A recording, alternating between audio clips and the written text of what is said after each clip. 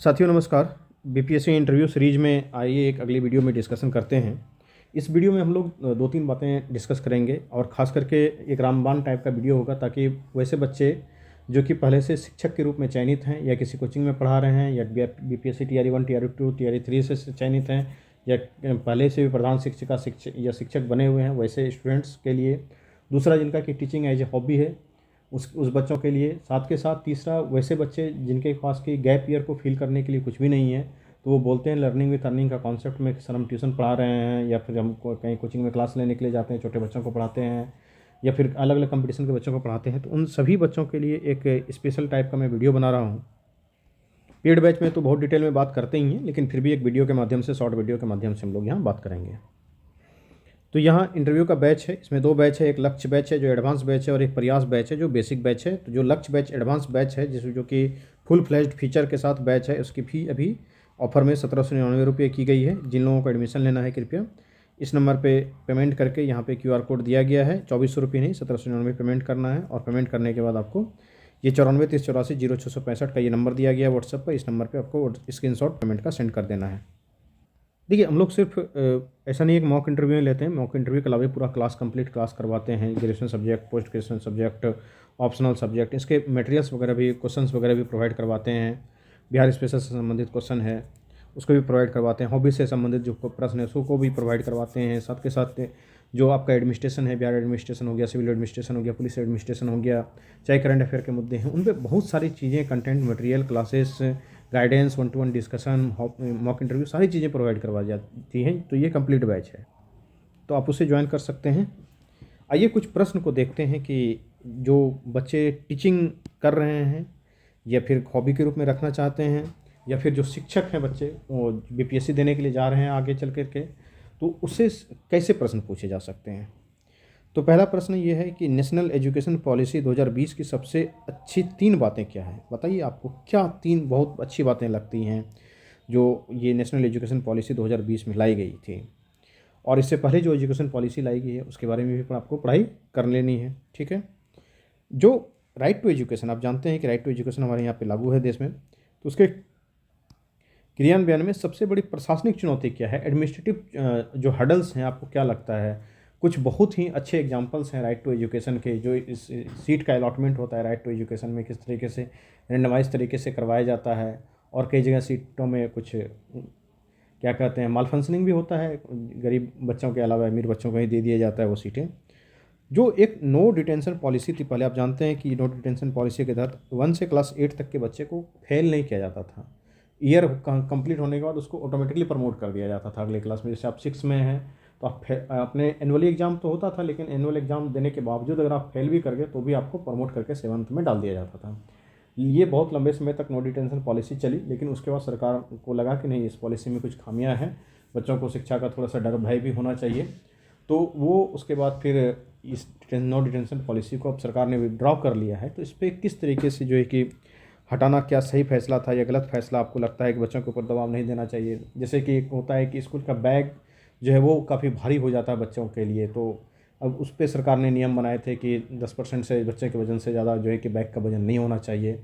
तो इस तरीके से, और अभी नो बैग डे स्कूल में चलता है। आप देखते हैं कि बहुत सारी एक्टिविटी के माध्यम से लर्निंग करवाया जाता है स्कूलों में। तो वो इन सब चीज़ों को लेकर के एक ऑपरेशन ब्लैक बोर्ड भी चलाया गया था। तो वो क्या है, जैसे कि आप टीचिंग करते हैं तो आपका टीचिंग का सबसे सुखद अनुभव क्या है, जो एक अच्छा अनुभव है, रिवार्डिंग अनुभव है टीचिंग के दरमियान, आपका कोई ऐसा मोमेंट रहा है क्या। तो वो बताएंगे कि मैंने बच्चे को पढ़ाया था, बच्चे नवोदय में पास कर गए, या बच्चे जो है कि कंपटीशन में पास कर गए, फाइनली उन्होंने जॉब ले लिया। बहुत गरीब बच्चे थे, उसे होपलेसनेस की स्थिति थी, लेकिन मैंने उसे पढ़ाया और वो धीरे धीरे करके आगे बढ़ा। किस तरीके से जो बहुत ही कमज़ोर किस्म के बच्चे थे, वीक टाइप के बच्चे थे, वो भी बहुत अच्छा परफॉर्मेंस उन्होंने किया। तो इस तरीके से मुझे जीवन का शुभ अनुभव रहा।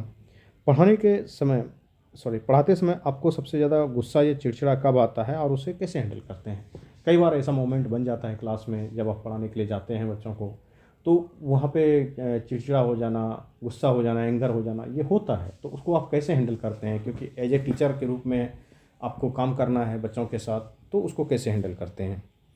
आपके पसंदीदा शिक्षक कौन है और उसमें कौन सी खूबी आपको आपके पसंदीदा शिक्षक कौन है और उसकी कौन सी खूबी आप अपने अंदर देखते हैं? तो बताना है कि आपके पसंदीदा शिक्षक कौन है, और कोई फेमस टाइप के अगर टीचर हैं तो उसका नाम लीजिए ताकि उनसे प्रश्न पूछ सकें आपसे। ठीक है? ऐसा नहीं है कि मेरे स्कूल के बहुत कोई छोटे मोटे टीचर का नाम ले लिया। कोई फेमस टीचर जिनके कि आप जानते हैं उनके बारे में कि उन्होंने किस तरीके से पढ़ाया, बहुत सरल सहज तरीके से बच्चों को पढ़ाया, उसका नाम लीजिएगा तो फिर उनसे संबंधित प्रश्न पूछने में इंटरव्यू बोर्ड को बनेगा। आप किस आयु वर्ग के बच्चों को पढ़ाना पसंद करते हैं और क्यों? तो आप किस तरीके के बच्चों को पढ़ाते हैं? बहुत लोगों को हैबिट होता है कि छोटे बच्चों से इंटरेक्ट करना, छोटे बच्चों को पढ़ाना अच्छा लगता है। बहुत लोगों को छोटे बच्चों को पढ़ाना अच्छा नहीं लगता है, वो बड़े बच्चों को पढ़ाते हैं, कंपटीशन के बच्चों को पढ़ाते हैं, हायर स्टैंडर्ड के बच्चों को पढ़ाते हैं, सीनियर सेकेंडरी के बच्चों को पढ़ाते हैं, कॉलेज के बच्चों को पढ़ाते हैं। तो हर तरीके के जो लोग होते हैं, आप किस कैटेगरी में फॉल करते हैं उसके बारे में आपको जानकारी देना है। जो कोचिंग कल्चर है भारतीय शिक्षा में, भी आप देख सकते हैं कि इंडियन एजुकेशन सिस्टम में जो कोचिंग कल्चर है ये काफ़ी फ्लरिश हो रहा है।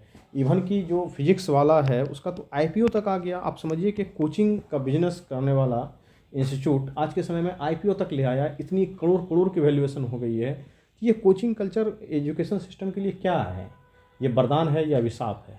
आप इसको कैसे डिफाइन करते हैं? आपको क्या लगता है कि कोचिंग कल्चर को ख़त्म कर देना चाहिए सरकार को, या कोचिंग कल्चर कंटिन्यू करना चाहिए? आखिर कहीं ना कहीं एजुकेशन पॉलिसी में या फिर इंडियन एजुकेशन सिस्टम में गैप हो रहा है। जो स्कूल का एजुकेशन है, जो कॉलेज का एजुकेशन है और जो कॉम्पिटिटिव एग्जामिनेशन का है, उसके बीच में कहीं ना कहीं गैप है, तभी तो कोचिंग कल्चर इतना फ्लरिश हो रहा है। क्यों फ्लरिश हो रहा है? कई बार कोचिंग कल्चर बच्चों के लिए शोषक भी हो जाते हैं, कई बार कोचिंग कल्चर जो है कि बच्चों के लिए साधक भी होते हैं। उनको गरीब से गरीब बच्चों को जो है कि कंपटीशन में आज के समय में लाने में खास करके ऑनलाइन एजुकेशन ने काफ़ी योगदान दिया है। तो आप इसको कैसे देखते हैं? इसका एक बैलेंस आंसर देना होगा आपको। ऐसा नहीं है कि सर इसको बंद ही कर देना चाहिए, या फिर ऐसा नहीं है कि सर जो है कि इसको और भी प्रमोशन ही करना चाहिए। तो किस तरीके से आप एक बैलेंस आंसर देंगे कोचिंग कल्चर को लेकर के, ये सब बातें हम लोग क्लास में करेंगे। ठीक है? टीचिंग के दौरान आपने अपने बारे में क्या नई बातें सीखी? आपको खुद को लगता है कि जैसे कि मान लीजिए कि फोटोसिंथेसिस ही आप क्लास में पढ़ाते हैं, तो हर साल तो वही फोटोसिंथेसिस पढ़ाना है, लेकिन उस फोटोसिंथेसिस के कॉन्सेप्ट को जो आप पिछले साल पढ़ाए थे और इस साल जो फोटोसिंथेसिस के कॉन्सेप्ट को आप पढ़ाएंगे, तो दोनों साल को पढ़ाने में जो है कि कुछ ना कुछ आप खुद भी अपने आप में इम्प्रूवमेंट करते हैं, चीज़ों को नई नई चीज़ों को पढ़ते हैं, नई तरीके से सिखाने का प्रयास करते हैं। तो वो आपने क्या किया? एक अच्छा शिक्षक होने के लिए सब्जेक्ट नॉलेज ज़्यादा ज़रूरी है या एम्पैथी? वैसी बात है कि अच्छा शिक्षक होने के लिए सबसे पहले तो उसे सब्जेक्ट नॉलेज की आवश्यकता पड़ेगी, उसके बाद एम्पैथी, ये तो दूसरी बातें हैं। तो एक अच्छा शिक्षक होने के लिए सब्जेक्ट नॉलेज बहुत ज़्यादा इंपॉर्टेंट है। सब्जेक्ट नॉलेज के साथ साथ कि वो डिलीवर कैसे करते हैं बच्चों को, समझाते कैसे हैं बच्चों को, ये बहुत ज़रूरी है कि कैसे बेस्ट से बेस्ट एग्जाम्पल लेकर के बच्चों को समझाया जा सके, ताकि कमज़ोर से कमज़ोर बच्चा, जो क्लास में सबसे कम वीक बच्चा है, जो पढ़ने में जिसका बहुत ध्यान नहीं लगता है, वो बच्चा भी इंटरेस्टिंग तरीके से उसको सीख सके। तो वो ये एक टीचर की बहुत बड़ी खूबी होती है। तो उस पर आप कैसे काम करते हैं?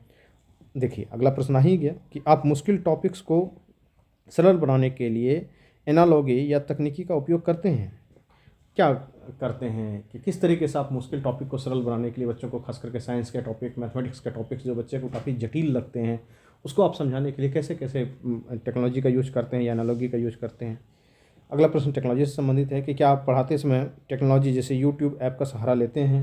तो आप बताएंगे कि बहुत सारे एप्लीकेशंस हैं आज के समय में जिसका हम सहारा लेकर के बच्चों को जो है कि कॉन्सेप्ट उसको अच्छे तरीके से समझाते हैं, बहुत सरल तरीके से समझाते हैं। कहा जाता है ना कि 1000 जो शब्द होता है वो एक फ़ोटो के बराबर होता है। एक फ़ोटो में 1000 शब्द की बातें कही जा सकती हैं एक पिक्चर बना करके।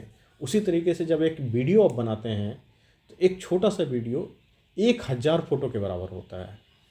तो ये पढ़ाने में भी लागू होता है कि जब आप किसी चीज़ को एक्सप्लेन करेंगे किताबों के माध्यम से, शब्दों के माध्यम से, उसमें ज़्यादा शब्द लगते हैं, लेकिन उसी को जब आप पिक्चर के माध्यम से प्रोड्यूस करते हैं तो उसमें कम शब्द यूज होते हैं, और उसी को आप जब वीडियो के माध्यम से प्रस्तुत करते हैं तो उसमें कम पिक्चर्स लगते हैं और समझ में बहुत ज़्यादा चीज़ें आती है। जैसे कि मान लीजिए आईसी इंजन पढ़ाना हो इंजीनियरिंग कॉलेज के दरमियान, तो उसमें आप बाकायदे दिखाते हैं कि किस तरीके से आईसी इंजन काम कर रहा है, ऊपर नीचे साफ्ट जा रहा है, ये सारी चीज़ें तो आप एक्सप्लेन करके समझाते हैं।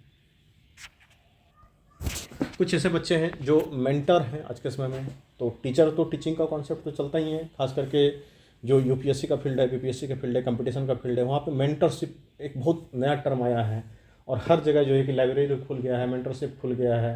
तो आप मेंटरशिप में और टीचिंग में क्या फ़र्क होता है उसके बारे में बताइए कि टीचिंग मेंटरशिप से अलग कैसे है या मेंटरशिप टीचिंग से अलग कैसे है, वो आपको समझाना पड़ेगा। इसी तरीके से बहुत सारे प्रश्न हैं इसमें आगे भी। ठीक है, तो ये PDF कंप्लीट जो है कि आपको मिल जाएगा पेड बैच में।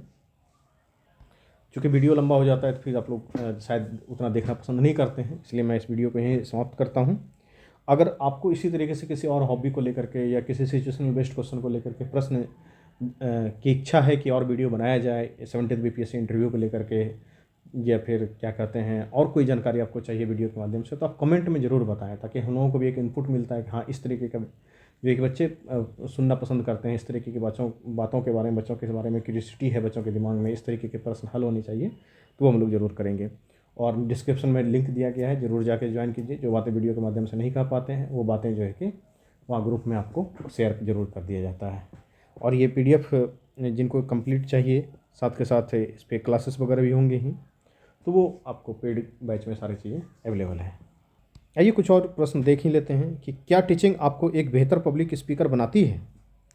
अब बताइए, ऑब्वियस सी बात है कि हर टीचर एक पब्लिक स्पीकर होता ही है। अलग बात है कि वो क्लासरूम में चीज़ों को डिलीवर करते हैं, लेक्चर देते हैं, और पब्लिक स्पीकर जो है कि पब्लिकली बहुत भारी संख्या में भीड़ में जाते हैं। और आज के समय में तो टीचर बहुत अच्छे अच्छे पब्लिक स्पीकर हैं, तो बताना ही होगा आपको।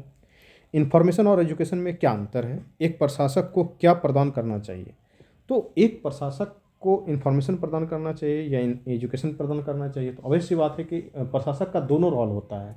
कई बार उसको इन्फॉर्मेशन भी देना होता है, और कई बार जो है कि उसको एजुकेशन भी जो है कि देना होता है, समझाना भी पड़ता है लोगों को, आम जनता को, पब्लिक को। जो जनता बहुत भोली भाली है, कई बार जनता मूर्ख भी मिलती है, कम पढ़ी लिखी जनता भी मिलती है, बहुत पढ़े लिखे लोग भी मिलते हैं। उसको नोटिस देना, उसको समझाना, चीज़ों को बताना, बाढ़ आपदा के समय में उनको, अलग अलग डिजास्टर्स के समय में, या फिर कोई नई सरकार की पॉलिसी आती है, तो वहाँ दोनों चीज़ें काम आती हैं। एजुकेशन भी काम आता है कि जो एक एडमिनिस्ट्रेटर है वो कितना एजुकेटेड है, और साथ के साथ उसके पास कितना इन्फॉर्मेशन है, और इन्फॉर्मेशन को देने का तरीका उनका क्या है, डिलीवरी करने का तरीका क्या है, किस तरीके से वो क्या कैंपेन चलाते हैं, अवेयरनेस किस तरीके से करते हैं, ताकि जो सरकार की पॉलिसी है वो अच्छे से पब्लिक तक पहुंच सके। कई बार रूट ही डाइवर्ट करते हैं आप, या फिर बहुत सारे काम जो है कि सरकार अलग अलग पॉलिसियाँ लेकर के आते हैं, वो आप बताने के लिए जाते हैं, तो उसमें आपका दोनों स्किल जो है कि यूज होता है। चलिए, इसी तरीके से बहुत सारे प्रश्न हैं और उसके उत्तर डिस्कस किए जाएंगे आप लोगों के साथ। वीडियो अच्छा लगा तो आप हमें ज़रूर बताएं। धन्यवाद।